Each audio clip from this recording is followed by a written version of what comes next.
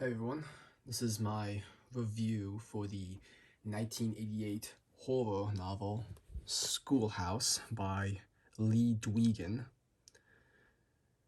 Um, this review of mine is going to be a little bit different than my other ones because my other ones I was usually very cautious of spoilers, even minor ones. But this time around, I'm going to be I'll give more detail about the book, so they're like minor-ish spoilers, but they're more like about just the characters and some events that happen, so it's not like major things. But I will, however, like do a big spoilers at the end of the video, that sort of thing, because well, basically this book is out of print. It's been out of print for decades.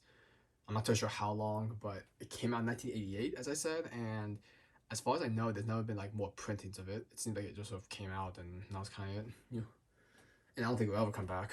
I mean, maybe it will, but um, because it seems I went to the author's website and it doesn't seem like he's too proud of this book or his other ones, because I guess a little backstory is that he originally started making like campy horror novels, but he did that in the 80s when like those kind of books and yeah, I guess like those kind of books and movies or anything like that, like the campy stuff were super popular. But then he said when the 90s hit, horror took a huge hit with it.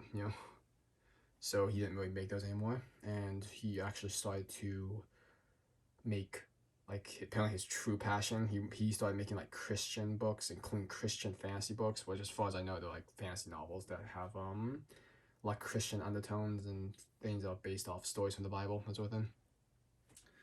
And he said on his website that he doesn't think it's worth his time writing a book that isn't, like a Christian book, that sort of thing. So because of that, I was like, oh, that's a shame because, I thought, well, I guess, I mean, I like these kind of books, like the super campy stuff. Uh, I mean, unless the publisher, for some reason, like I'm not totally sure who owns the rights to all this stuff, but at least for one, the author himself doesn't seem like he's too proud of this book or his other ones he did when he started his career. Okay, so with that being said, I guess I'll get into the video. Actually, first, before I do that, I guess I'll just let's read the back of the book just to show what's it about. Some said Victory School was haunted, that after the final bell had rung and the last child had filed out the school doors, ghosts of teachers long dead walked the hallways, and specters of students in outdated clothing floated through the dark and empty classrooms. Plus, there were all those strange accidents. All in all, it was a relief that the Board of Education had decided to close the school forever. Fifth grader Ned Bradley knew that something weird was going on at school.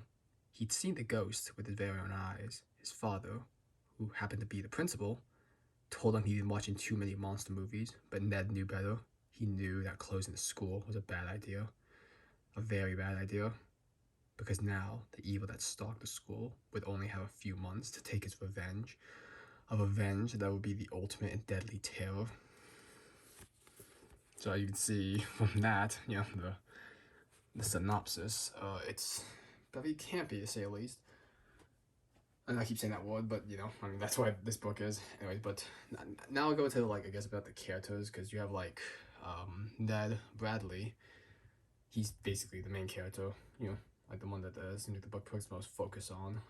You have his father, Virgil, and then you have Virgil's wife, who's Ned's mother, Carrie.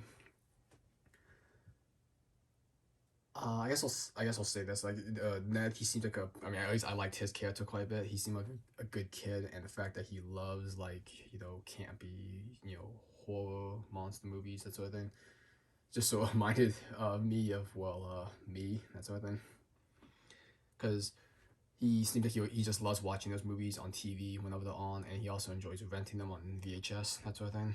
When renting movies on VHS was actually still something you could do.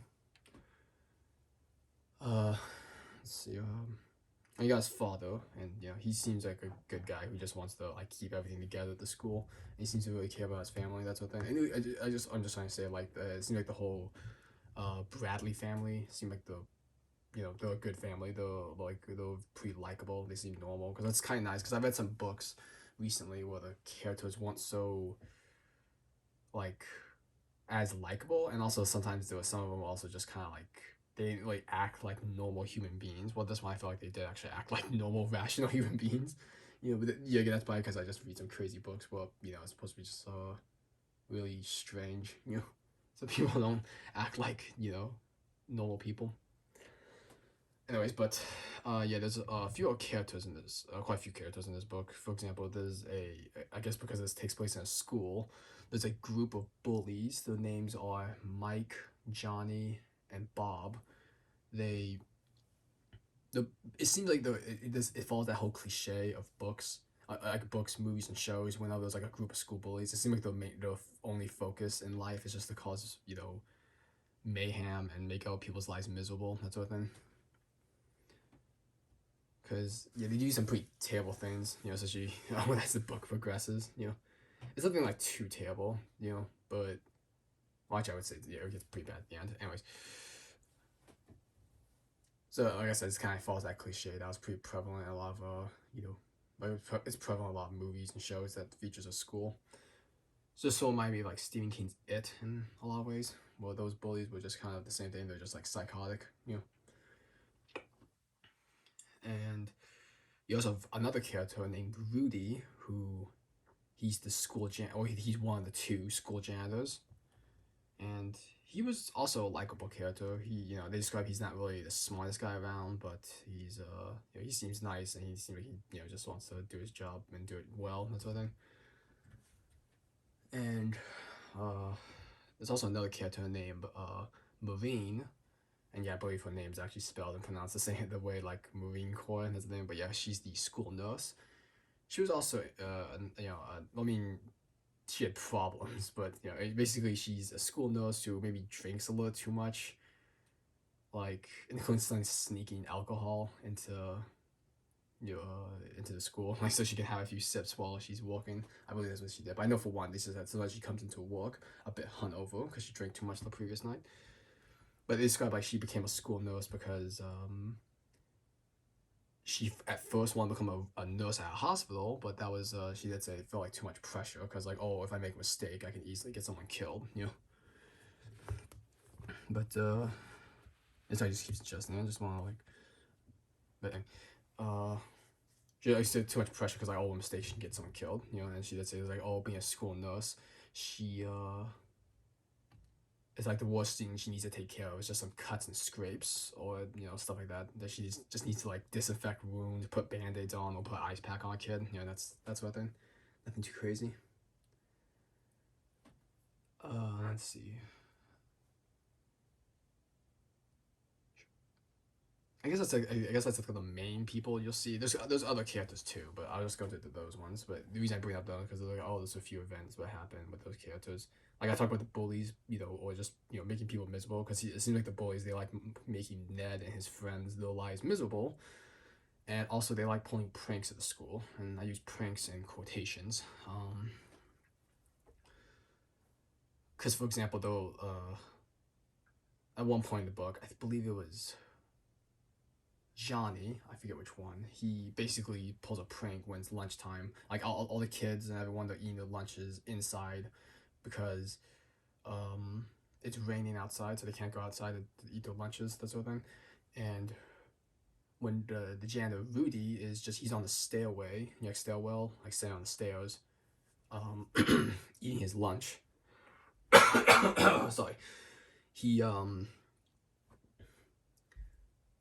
Johnny actually sneaks up behind him and then actually starts to pee on his shoulder, including pee on his sandwich. That's the thing. And Rudy obviously gets pissed off about this, and he drops the sandwich and is about to attack the kid. That's the thing. But then he slips on a sandwich, and then Johnny just runs off. He does stuff like that. Or there's also another point where well basically they put like I guess graffiti. I guess that's the same. Yeah, same thing. They put graffiti on the wall, like it was the word "suck raw dick" in black crayon, I believe. I believe they said it was crayon. I don't think it was marker. They just do stuff like that. It just seems like they're always just causing problems, just because they seem to think it's the best thing ever. And what else? I guess another thing too is that yes, this review's kind of not doing the best because I never really did a review sort of like this sort of way, but I guess now I get into like some of the events. Basically, this takes place in a small town in New York State. Here, I'll show the name of it because I'm not entirely sure how to pronounce it. Where is it?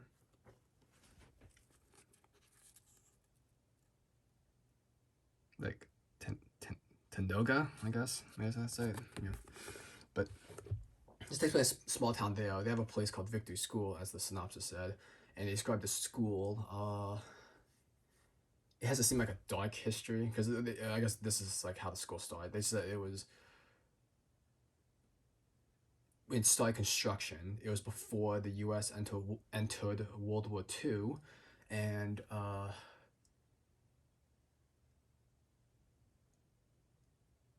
sorry, I got distracted. But they just said that it was being constructed before the U.S. entered World War II. But then it was sort of like when they started putting the foundation in.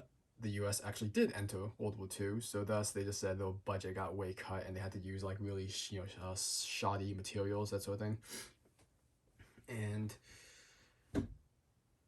it took way longer to build the school than it should have because they said by the time it got finished, well, I mean, like, they said it was like near completion. The World War II was coming to an end, and then when they just sort of like finished the job, and then it seems like the World War II just ended. They called the school Victory School,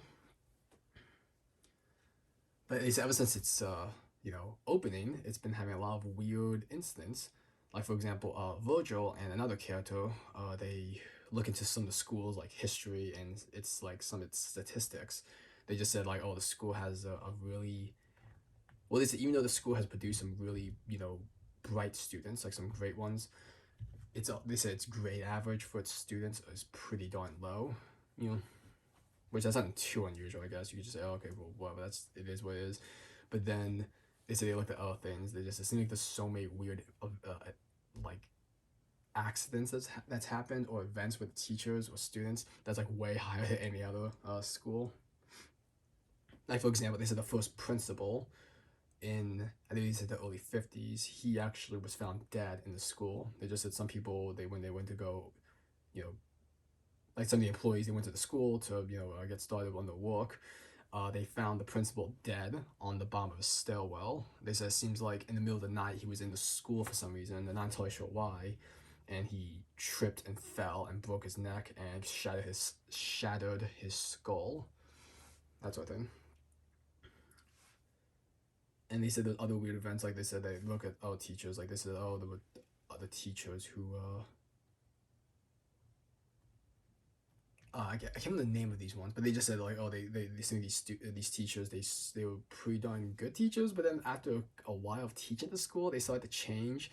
Like one, they said he developed a really bad drinking problem, and then he got killed in a drunk driving incident where he just he was drunk and driving, and he rammed his car into a metal pole. And they said there was another teacher. Seemed like she was just having a bunch of like mental breakdowns at school, so I believe they said she got fired, and then she had a kid, and then it just seems like it's like she just sort of took a kid and they just sort of left town and never seen from again, never seen again. And they said something similar happened with another teacher where she too started to have mental breakdowns, and then but of course she also developed a drug addiction. And they said during one time in the class there was like some trivial incident where the kid was just acting out, like being annoying, and she flipped out and started hitting the kid with her purse and started cursing at the kid, and she got fired because of that. And they said then after that it seems like she, as I said, left town, and no one's ever seen her again. That's So yeah, they just said look at that thing because that was a pretty cool point in the book where it's like, oh, the characters are looking into the history of the school and they found all these weird incidents, including like other accidents and incidents with teachers and students. I won't bore you with all the details because it's like, well, that'll take that'll be basically me reading the whole book. What else to mention?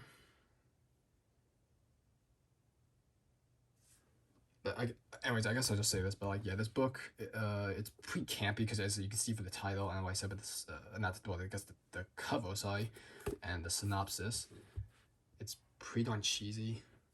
And what I said about the school, like all these spooky things happen, because there's also other events where like certain characters they'll see weird things like ghostly images. And one time the nurse Marine, she actually sees what she thought was like some weird pink worm like tentacle thing. It was like it looked like an earthworm coming out of the sink's faucet that grabbed her hand when she was like trying to wash her hands. But then it's like after that incident, she sort of woke up on the ground, and it seemed like she bumped her head like on the sink. That's the thing. So she just accounted as just a hallucination. But it seems like over the course of the book, things like keep escalating. Like weirder and weirder things happen, and including like some of the teachers start going crazy and doing like some terrible things. You know, as well as the students doing terrible things. So I guess that's I guess that's all I get into when it comes to like the things that happen in this book. So I guess it gives you a feel for like how this book is, and so I guess my general opinion. I'm gonna give like my opinion about this book, and then I'm gonna talk about the major spoilers. Again, this video I'm not really used to doing this kind of thing, so I'm just kind of winging it as I usually do. But anyways, my opinion about this one is like I thought it was really enjoyable. It was it's not a masterpiece by any means, but it was fun because I had a lot of fun. Like, oh, they go through the history of this school as well as other weird events that happened before the school was even founded in this area, like where the school was built and that sort of thing. And as I said, I like the characters. You know, like they definitely seem like a lot of them were like they seem like real people. Although some of them seem like they're just psychotic. But I guess that makes sense because there's a horror novel. Okay, so yeah, I would say that if you can actually somehow, this sounds like your cup of tea, and you think it's like you can somehow get a copy because you can find some copies on like eBay or Abe's Books, and some of them aren't too bad, but some people are charging way too much for them, and there aren't too many copies floating around. So yeah, but I say if you think you can, if you want to read it and you can actually get a copy, I would say it's definitely worth it. At the very least, it's a very nice book for the collection because just the cover alone does that. Anyways, now I guess I'll just get into the super spoilers about stuff, and then I just give my opinion about that. So if you don't want this book to be spoiled, then just shut off this video, and I'll see you guys next time. So 3, 2, 1. All right, now I'm getting to the big spoilers. All right, in the prologue of this book, there was here, let me find it. Tried to do this while holding the, it's kind of a weird angle, eh? But this prologue, it kind of goes and it talks about a Native American shaman. They just said that there's a tale from like the natives that lived in this area. They said that there was an incident where a star fell from the sky. They just said they believe it was like a false star that was casted out of the sky from the real from the sun, basically, or something like that.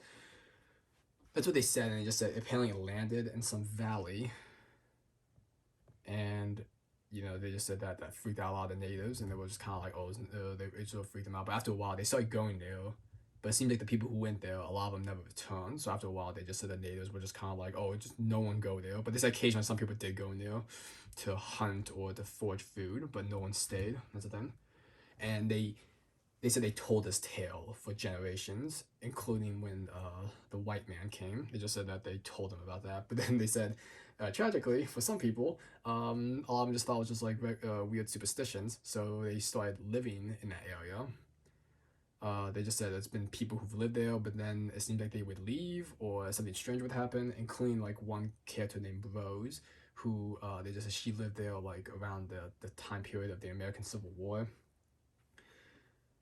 But they said, but then she too,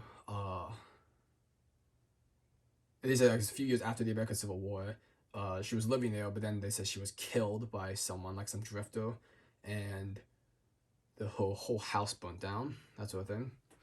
And then they said it was like many years later. Some people just thought that place was weird, but then they said eventually they built a school in that valley, that sort of thing, and that was Victory School.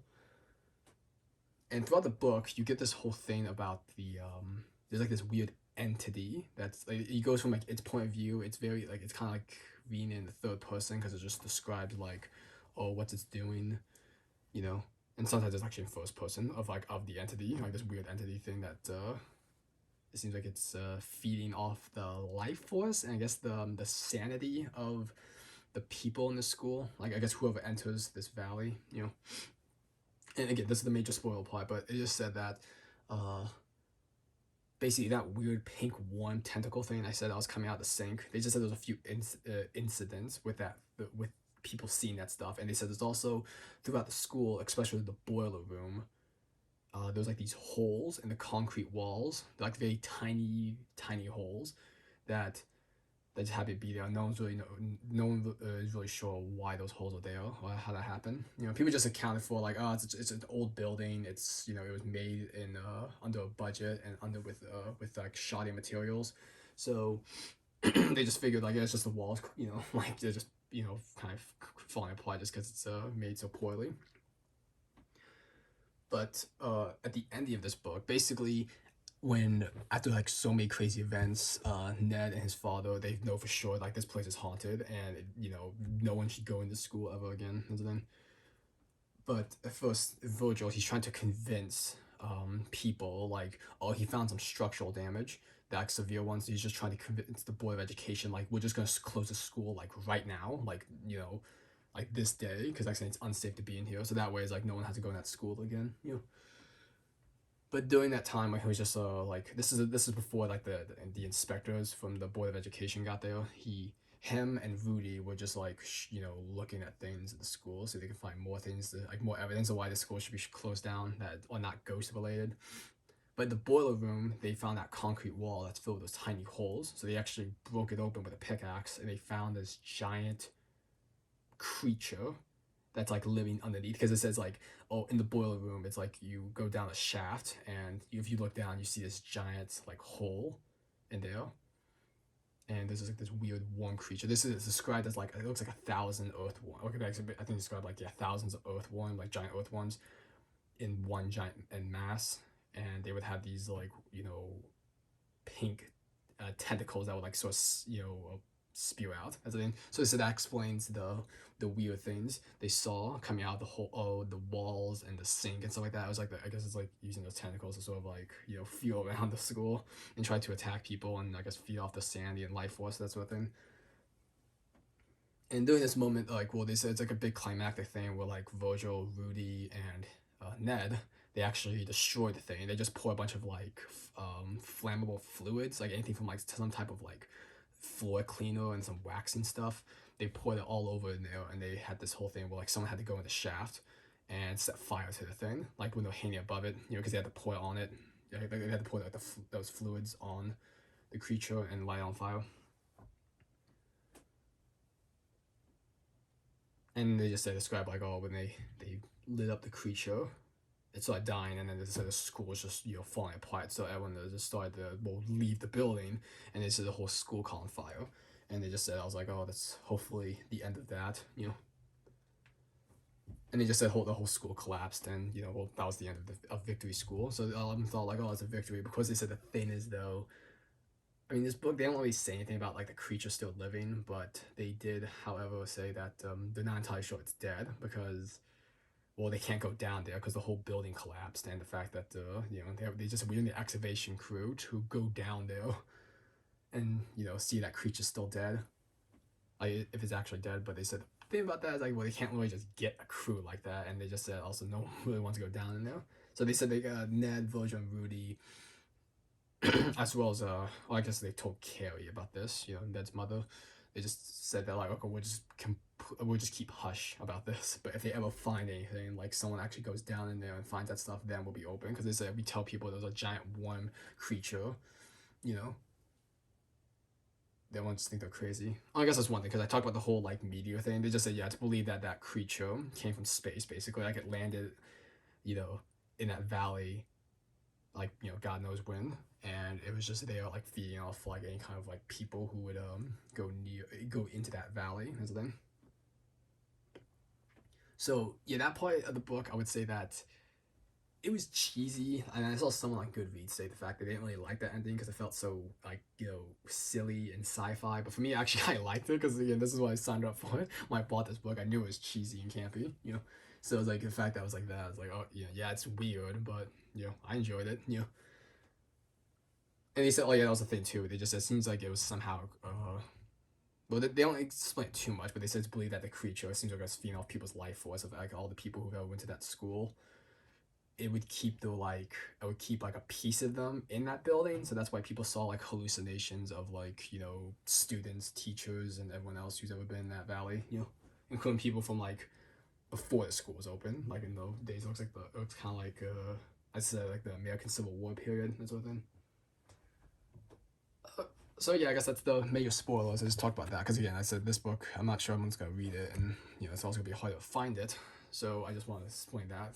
Like I said, that seems like some people didn't like that. The last like third when it gets a little weirder, and like I said, has the thing about the giant space worm creature. But I thought it was funny. Well, not funny and fun, I guess I would say. Like because it's like with a book like this, I can't judge it too harshly because what it is. I can't be like, oh, this is silly. But it's like I think with this book, that was the intention. It was trying to be like a B movie, because that's what they made a lot in the 80s. That's why I really enjoy these books. That's why I collect a lot of these old books from the 70s and 80s and even the 90s.